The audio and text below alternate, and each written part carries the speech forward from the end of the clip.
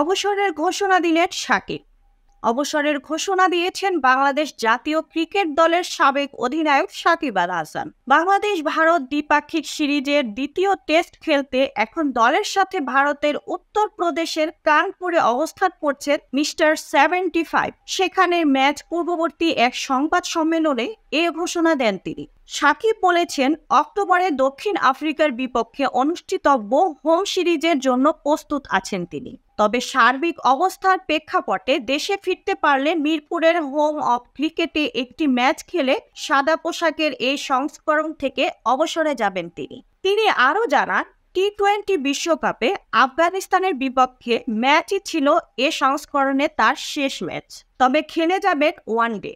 আগামী বছরের ফেব্রুয়ারিতে পাকিস্তান হতে যাওয়া চ্যাম্পিয়ন ট্রফির পর ওয়ানডে থেকেও অবসরে যাবেন সাকিব। মুক্তা পারভেজ, ডেস্ক রিপোর্ট, বিই নিউজ, ঢাকা।